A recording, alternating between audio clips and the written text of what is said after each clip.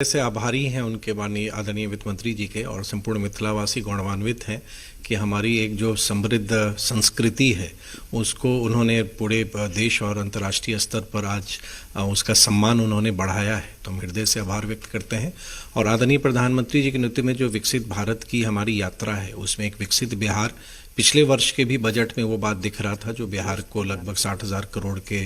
जो प्रोविजंस उसमें किए गए थे और इस वर्ष भी इन कंटिन्यूटी में अगर आप देखेंगे, अगर अलग अलग से बिहार को हर एक क्षेत्र में, चाहे वो एमएसएमई हो या टूरिज्म हो या फार्मर्स हो, सबों के लिए बहुत कुछ है और आने वाले समय में निश्चित तौर पर हम एक बेहतर बिहार, एक विकसित बिहार की ओर बढ़ रहे हैं। अगर उद्योग की बात कर ले, कंसर्न भी है और काफ़ी कुछ पिछले बार भी देखने को मिला था और इस बार जो एक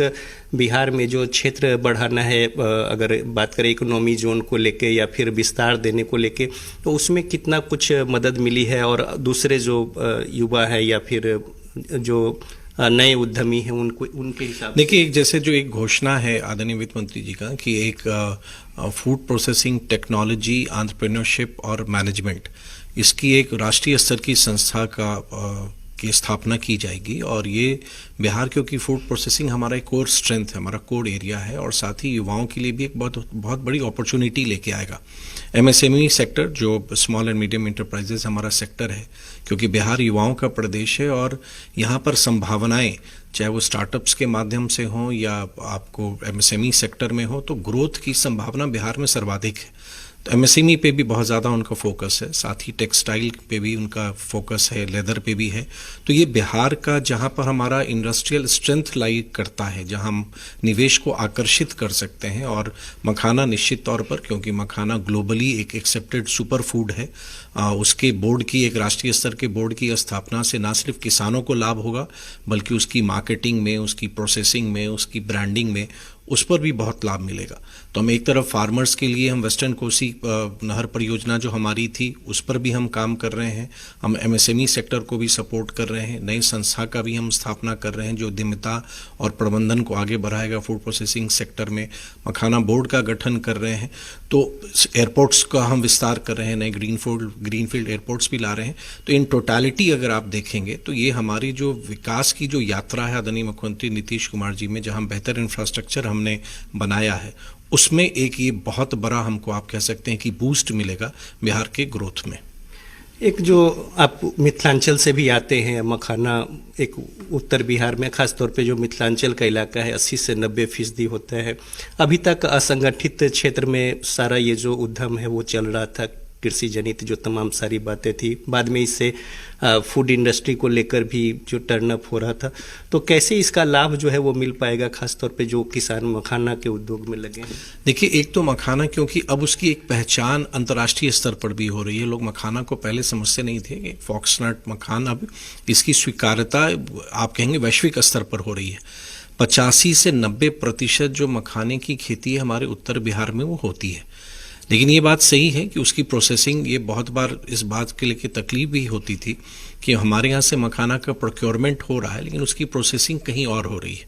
लेकिन अब मखाना बोर्ड के गठन से या केंद्र सरकार का फोकस होने से हमारे यहाँ भी उसकी जो ब्रांडिंग है या उसको बेहतर हम बाज़ार कैसे दे सकते हैं, उसमें हम वैल्यू एडिशन हम कैसे कर सकते हैं, प्रोसेसिंग बेहतर हम कैसे कर सकते हैं, किसानों की खेती बेहतर कैसे हो सकती है। तो एक संपूर्णता में अगर आप देखेंगे तो इससे बहुत ज़्यादा फ़ायदा आगे आने वाले समय में, क्योंकि आपने ठीक ही कहा, एक व्यवस्थित रूप से हम इस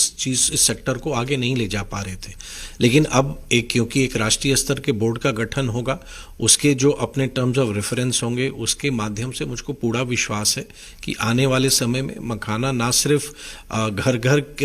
पहुंचेगा, हर एक के घर में वो पहुंचेगा, बल्कि जो एक बिहार की जो एक पहचान है, क्योंकि जीआई टैग भी हमें मखाना को मिला हुआ है, तो बिहार की पहचान और एक पूरे विश्व स्तर पर जो हमारी कैपेसिटी है एक्सपोर्ट के भी माध्यम से, जो मखाना को हम बाहर भेज सकते हैं, वो आने वाले समय में निश्चित तौर पर वो संभव हो सकेगा। 10 में कितना अंक देते हैं आप निर्मला सीतारमण जी के इस बजट को? I think 10 out of 10। 10 में 10। 10 में। बिहार की अगर बात कर ले थोड़ा, कि अगर बिहार के लिहाज से, चूंकि बिहार में चुनाव भी है और विपक्ष भी कह रहे थे कि चुनाव के लिहाज से उस तरीके से बजट होगा, तो बिहार के लिहाज से नहीं, देखिए, चुनाव तो हर एक 5 वर्ष पे आना है और मतलब उस किसी राज्य के चुनाव के लिए केंद्रीय बजट तो नहीं रुकेगा। हाँ, बिहार को आप देखेंगे कि पिछले वर्ष के भी बजट में और लगातार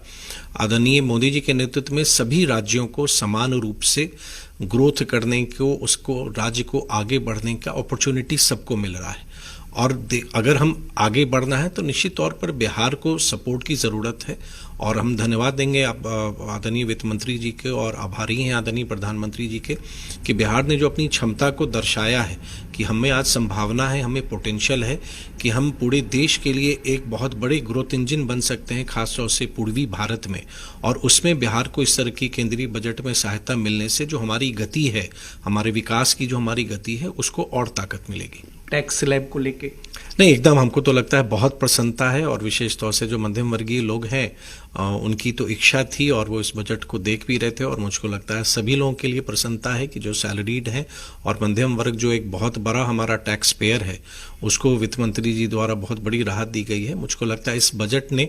सभी के लिए, सभी का ध्यान रखा गया है। देश को आगे बढ़ाने के साथ साथ देश की आवश्यकताओं को, देश को आत्मनिर्भर बनाने के साथ साथ जहां भी कुछ राहत दी जा सकती है देशवासियों को, वो भी देने की पूरी कोशिश की गई।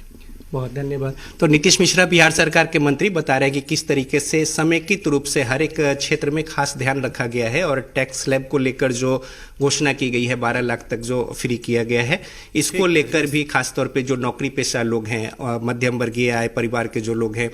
उन्हें खुशी होगी। और जो पैसे की बचत होती है, इंडिविजुअल अगर जो पैसे बचते हैं किसी के पास, वो आर्थिक क्रियाओं में उसका उपयोग होता है और इससे भी आर्थिक विकास की गति को तेजी मिलने में और जो अर्थव्यवस्था है उसको आगे ले जाने में सहायक साबित होती है। तो नीतीश मिश्रा इन तमाम बातों को लेकर